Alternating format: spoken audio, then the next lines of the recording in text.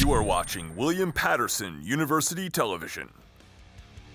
Back to the desk. Pioneer basketball has been eventful over the last month, and we have Jesse, Joe, Steven, and Filip here to break down the games. Now, we were gone for what feels like a while, and in that time, guys, Pioneers had 4 big games.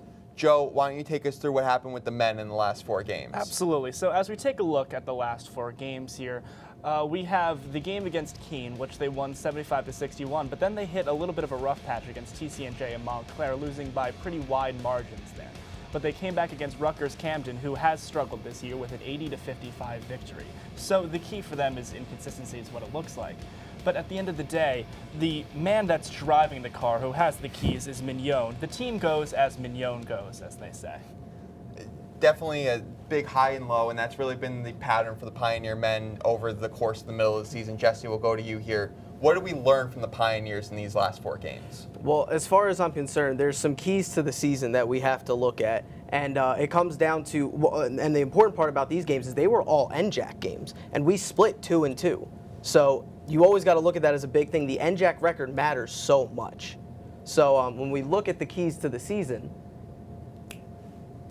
when they keep beating these really bad teams, like Rutgers Camden, as Joe said, 25 points. That's huge. I mean, Rutgers Camden only has 2 wins on the season, yes, but that's such a big thing. And then you look at the differences between the wins and the losses. Filip, you look at the lost field goal percentage, 35%. I mean, yeah, you just can't be. 35% is significantly below average on 3-point percentage, and that clearly affects them in losses. I mean, a big thing I took away from the TCNJ game, Dante, Steve, we were all on the call on that. Yep. I consistently talked about how they were just getting dominated on the inside. Same thing happened against the William Patterson's rivals in Montclair. Montclair actually almost tripled the Pioneers in free throw attempts, 32 free throw attempts for Montclair compared to the 13 for the Pioneers. They were just getting dominated on the inside. They couldn't stop them, so they resorted to fouling. The Pioneers were actually up by 1 at the end of the first half, got outscored by double digits, and lost the game in the second half. Things like that just can't happen. Steven? Yeah, for me, I really want to highlight the TCNJ game. As much as Jesse said with how they dominate bad teams, you're not going to be playing them in the postseason. You're going to be playing the much higher talented teams. And TCNJ, that was a real wake-up call for the Pioneers. They got dominated on every asset of the floor. Sean Smith led the way with only 13 points. The team just looked out of it. It was so bad that a fight broke out on the floor. I mean, surprisingly, Coach Chapman's tie did stay on. Which is a shock. I was surprised. That is a shock. Since like halfway through the first half, I was just calling when the tie was going to start flying to the 5th row, but it never did. Yeah. That's a success in itself. It is. It didn't look like they made a lot of adjustments. They didn't lead at all during the game. That was a real wake-up call that they needed to go for the rest of the season. Now, shifting gears over to the women's team, they sit right now at 10-9. Crucial part of their season right now. Steven, let's take a look at their last 4 games. What did they do there? Yeah, so if we look at the last few weeks while we were gone, unfortunately, they did go 2-2. They took a loss to Ramapo, close loss, 53-50. They came back against a win against the rival MSU, 75-62. They took a loss again, Rutgers Camden, 74-62, but they did beat NJCU last night, 61-49. So, it's kind of like the men's a little bit inconsistency as we see. There's a lot of issues with the women's team, but the one thing that sticks out to me with them, their defense is very good. It's very good. I know they're 10-9. Only 4 games out of 19 they've given up 70-plus points, which is really good. They like to limit their opponents to low scoring. They get a lot of turnovers, maybe clean up the rebounds, but Coach Monahan puts in a nice defensive system, switches it up, zone man, and they play a lot of press too, which I like. Now, they only have 6 games left in the regular season. Big push for the NJAC tournament. Jesse, I know you have some words to say about that. What do the Pioneers need to do to get in the NJAC? I mean, there's so much, but when you look at the standings in the playoffs, Kane is right on them. They have the same, I believe, 1 less game than us, but the same NJAC record. They're 6-6. They're literally tied. They just have 1 less game than us.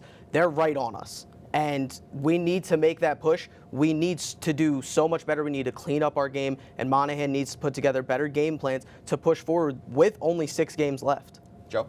I think a big struggle that the women's team has faced is from the three-point line. I mean, they have been dismal from three-point attempts. So I think Coach Monahan probably has to devise some more strategies getting them lower inside the paint if they want to, pull out a victory here. Stephen, talk about the successes for the Pioneers right now. Who do they have to rely on, really, to push towards the NJAC tournament? There's two names that I'm looking at. That's Julie Rovito and Alyssa Giordano, the backcourt.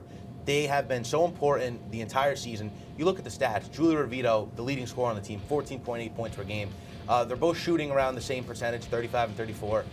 Little light on the assists, only about 3 per game. The three-point percentage, like you said, Joe, has been abysmal for the entire team. Julie Rovito has the capability to put up 25 a game if she really wanted to, and if her game is on. They're going to rely on these two to carry them into the playoffs, because also, if they play down, the team sometimes doesn't follow that. So these are the two leaders of the team, and they need to step up big.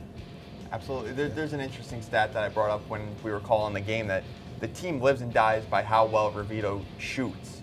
Yeah. She has an on night, team is almost undefeated. She has an off night shooting, team kind of struggles. Yeah. Philip, what do you see from Well, them? I mean, that kind of works well with the field goal percentage. 35% is a little bit below average. So, if the team lives and dies by her field goal percentage and it being slightly below average, that kind of translates to the team being below average. Steve, you earlier talked about their defense, and I think that's actually a big problem for their offense because they slow it down so much. It's hard to work on their offensive end because they're so used to such a slower pace. The three-point shooting needs to improve severely in order for them to stand a chance and make it to the playoffs. It's going to be tough. Both the Pioneer men's and women's teams sitting at 6th in the NJAC, the top 6 ultimately advance to the tournament. So all hands on deck. I think they have a shot. They absolutely have a Yeah, shot. of course they have a shot. Yes. I think rest of the season they'll get things together. Good luck to all our Pioneers this weekend. After the break, we go to center ice with the hockey crew.